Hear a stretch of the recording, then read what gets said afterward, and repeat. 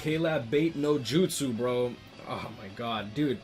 K-Lab has come out with 3,000 Year Blood War banners, a Can't Fear Your Own World banner, swimsuit banner. Yo, they've been coming out with all these limited units back to back to back, trying to bait you for orbs, and they finally got me, bro. Like I don't know what I don't know. I feel like I should summon, because I know round 1 of Anniversary, even though it's gonna be pretty and it's gonna be hype and stuff like that, I know that round 1 is almost, I don't want to say they get invalidated quickly, but the characters themselves don't really last. Like, if you take a look at the previous characters, you have Anniversary Ichigo. He was trash on Arrival pretty much. Second Anniversary. Third Anniversary Okiura. He's not bad, but he fell off relatively quickly. And then you had Mugetsu, who got pretty much invalidated by... He's not invalidated. He's still good. Like, he's still a great unit, but there's just so many good heart units now that came out, like, literally, like... Yo, dude. In the span of 3 months, we got Loli, we got Grimmjow, Tokinada. We just got a ton of units, right? A ton of good heart units. So, like, the problem with these anniversaries, guys, is usually the first round is usually a skip secretly. Okay. Now, the premium units that they show up in the free... You know, I'm gonna make a whole video about that, because I do want to discuss it, but I want to go into... I want to see exactly what we get for first round before I make a video on that. So, let's just get right into this banner. Kensei, glorified DR Link, Yoruichi, good usable character. She's actually worth transcending should you have her 5-5. I wouldn't suggest working on her until you get her 5-5 though. Byakuya, Path of Valor, Salaporo, useful for guild quests, but he's only really good if you have him 5-5. Aizen, only really good if you have him like 3-5, and you have to actually transcend him, but at that point there's just better alternatives. Marechio's just a farmer. Luffy falls off quite a bit, but we'll go into that in a little bit. And obviously we're going to be comparing Grimmjow to Tokinada, and we will also be comparing the Shinji to Byakuya, because I do think that they're very similar. Obviously they have their differences, which we're going to go over in a little bit, but obviously obvious is obvious. So let's just get right into it. Let me open up these guys. Now I am re-recording this because what is it called? I had BlueStacks open, and BlueStacks actually distorts my mic. So we're gonna quickly go into here. Now, as you can see here, going into Yoruichi, she's overall just a really good value premium unit. She is in the premium pool, which means you shouldn't be summoning directly for her. If you have her 4-5, do not summon specifically for this Yoruichi, simply because you will eventually pull her, okay? Strong attack recharge minus 14%. She is a Soul Reaper killer. Going into her attack, she has a boost, a second strong attack, full screen, third strong attack, first strong attack is a lunge, and her soul tree, she has a bruiser of 20%, frenzy, enhancer for the boost, which is nice, so you have a 20-second boost, and then strong attack recharge 14 as the link, a sprinter +1, devastation +40%, and the last skill is just the enhanced strong attack recharge. One thing to note though is that if you can get over 51% strong attack recharge on her, you can actually infinitely have the boost and have that continuous for your team. Honestly, when it comes to epic raids, it's almost always nicer to have a boost unit and have 200% medals, like 200% bonus to medals, than just have a bunch of bonus units without any single boost. Honestly, a boost makes a huge difference.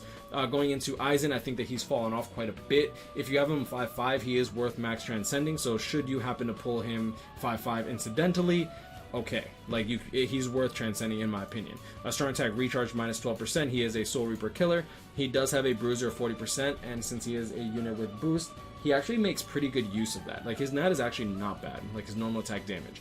Enhancer, so he has a longer boost, strong attack recharge minus 12%. Same thing with Yoruichi. If you can stack up 51% strong attack recharge on him, you have an infinite booster on your hands, which is nice. Devastation 40% for his ultimate. Long reach 20%. He does have frenzy and sprinter +1. He has insta kill mechanic on his special, which is kind of nice. It's very good for...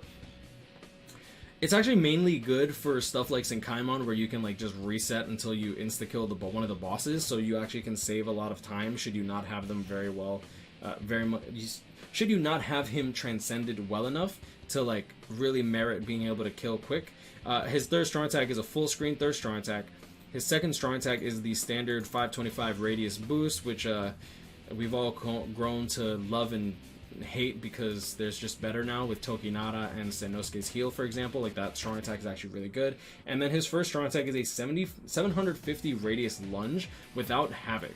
He's actually still the biggest lunge unit in the game. I actually don't think he has a similar... Yeah, he still doesn't have anyone with a similar SA1. Like, so that first strong attack is actually unique to him. His NAD also... Boom, boom.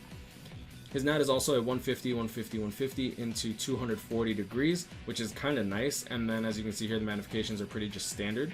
Alright, and yeah, so now we're going to go into the banner. Obviously, we're going to be comparing Tokinada and Grimmjow because a lot of people like to mix them in the same circle. I actually really love that he put the sprites in there. So going into Grimmjow versus Tokinada. Now Grimmjow, we're just going to quickly go over him since he's mainly the banner unit, right? So Arrancar Espada with Soul Reaper Killer, damage reduction of 20%. He does have a Berserker of 50%, so you can build him somewhat hybrid if you want. Bruiser 40%, which means he's going to be dealing tons of damage. Flurry with Bruiser 40% means he's dealing significantly more damage than normal. And then on top of that, he was given the Guard Break and hit an enemy 100% chance treatment. That's really good because you don't have to waste a slot on the Zeta Ball anymore. You can actually just straight up go Gold Chappie, and Hollow Bait, or you can go a Chappie, normal attack damage item, and Hollow Bait, and you'll still deal like significant damage without having to sacrifice any attack for a Zeta Ball. Tokinada obviously doesn't have this hit an enemy chance. It didn't come out until I want to say Mind Ichigo. So as you can see here, Poise and Sprinter +1. So he has two things that are better than... He has three things that, in my opinion, are better than Tokinada. First and foremost, he has the hit an enemy chance of 100%. He has Poise, and he has a higher Bruiser, along with a damage reduction of 20%, and he's a melee character. Him being a melee character means that he can clear significantly faster when it comes to autoing. That being said, if you're doing manual play, I do think that Tokinada's faster just because of the transformation mechanic, and being able to use your ultimate to reset all your cooldowns is really, really strong. And honestly, range AI is garbage in this game. I'm surprised that KLab hasn't somewhat tried to fix it, but I mean, at this point, I don't even think it's worth it for them in terms of like them making any money. Another thing that Tokinada... one thing to note about Tokinada though, Tokinada has a normal attack damage link of 25% to take over the damage reduction of 20%, right? So technically he has higher NAD with a 45% bruiser innately built in with the without the damage reduction, okay? He has a paralysis immunity, so he's not going to be worried about the swinging, spinning Soul Reaper enemies that actually paralyze you. Grimmjow obviously will get paralyzed should he take damage, but since you're one-shotting most of these enemies anyways, considering the high bruisers, unlikely. Now, one thing to note about Tokinada is he is a boost unit. He does have Enhancer, and he has Guard Break, and he's a range unit, which means he's going to be safer to use in terms of, like, you probably won't die as much with Tokinada as you will with Grimmjow, just because in co-op and stuff like that, you don't actually have to get up into the enemies. Obviously, you're going to want to use an SP unit for co-op, but should you have to use these characters for, say, something like Epic Raids, you're probably going to be safer off with Tokinada being able to just stand wherever you want, including next to the boss if you want to be next to the boss, right? Going into the attacks, as you can see here, he has a transformation mechanic on his special move, which means he's also going to reset all his cooldowns when he uses his special and when his transformation expires. So going into the normal attack damage, as you can see here, the speed is through 3200 for the range. Like, obviously it's a projectile, right? But it is a range collision attack. It actually bleeds through the enemies, which is really nice, and the magnification is 100 to 120, just like Grimmjow. However, after the transformation mechanic, not only are you resetting your cooldowns, which means you also have your boost available to you, but you're also getting an increase in your magnifications by 20%. So you're not only dealing the damage of having an extra 33% attack and focus, but you're also getting a 20% boost to your just base damage. So should you be dealing like 100,000 damage with Grimmjow, this Tokinada without the boost will be dealing 120,000 damage per hit. And keep in mind that that's with Flurry, so you're going to be dealing significantly more. That's crazy, bro. That's actually literally nuts. Another thing to know. I keep saying one thing to know, but I'm like, there's just so much, honestly. The boost gives you an extra defense, focus, and attack of 33%, which means that if you transcend these units, guys, you're getting huge bonuses. Now, obviously, if you're running Grimmjow, you're going to want to boost, like, to come with you. The damage reduction is definitely going to keep you alive, which is nice. But Tokinada is so good. Tokinada also has status elements, but only after the transformation. His ultimate actually causes weakening, which means if you don't kill the boss, you actually have them weakened. And he doesn't have a disabler, but with his NAD being at 45% normal attack damage, with the 20% boost from just the enhanced NAD from his transformation mechanic, you're going to be dealing significantly more damage. So I do personally think that Tokinada is better, just because what Tokinada does is just innately busted. I don't think that Grimmjow's bad. Like, Grimmjow's still really busted, it's just Tokinada's, in my opinion, is just more busted. So that's pretty much my observation on Grimmjow. He's mainly going to be... I think that Grimmjow is better for autoing, just because since he's a NAD unit, he has melee, and the melee just... The AI that Caleb has for melee is just significantly more superior than range AI, unfortunately. And obviously you're not using your ultimate unless you're using it right away in the beginning of the match when you're autoing, so there's that too. Alright, and going into Byakuya versus Shinji, which is also another fair comparison in my opinion. Shinji is literally Byakuya, except on Molly, honestly.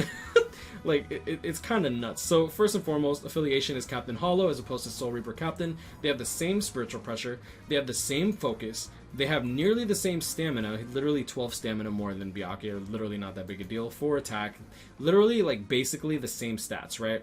Soul Reaper and Strong Attack recharge as the links. Now, going into the Soul Tree is where stuff gets a little tricky. So, boom, boom, let's go here. I want to have them next to each other. So if I go like this, I want to pop.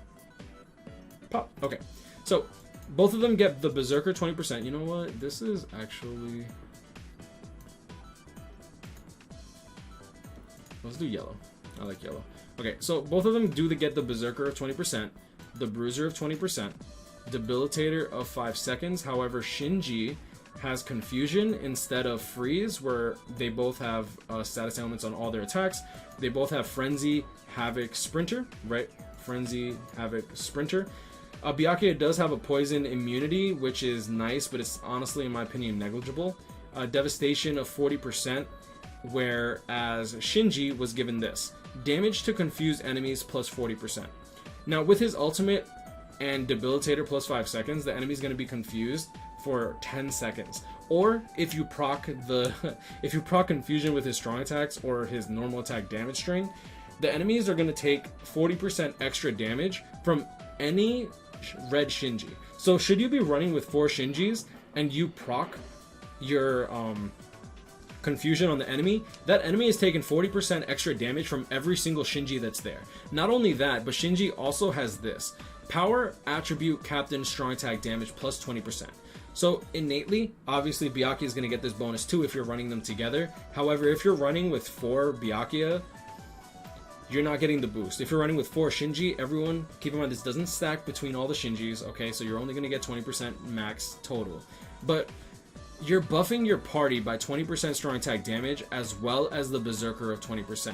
So you're getting 40% base strong attack, which honestly is really one. It's crazy strong.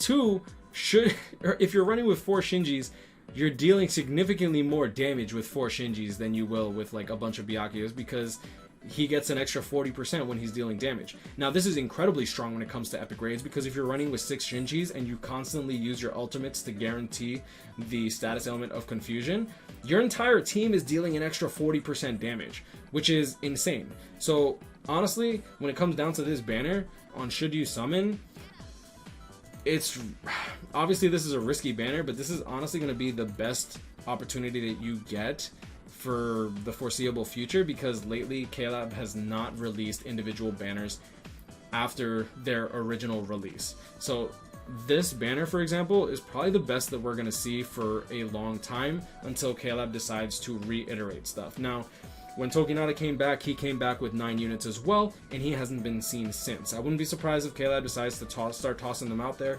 just because, let's be real here, it's more bait. CFYOW wants us to use our orbs. And honestly, I'm not gonna lie to you, I'm caving. This banner's nuts. Well, this banner is not really nuts, but the banner characters themselves, for me, are nuts. As you can see here, steps 5 and 10 guarantee a 5-star. They took out the, well, no, I don't want to say they took out, but it doesn't look like they're going to be going with that step 15 format that guarantees a banner character, which I do think is really steep. 3,300 orbs is a lot of orbs, but it's kind of sad because after you do step 10, the rates for getting the characters go significantly lower just because you're never guaranteed another 5-star ever again.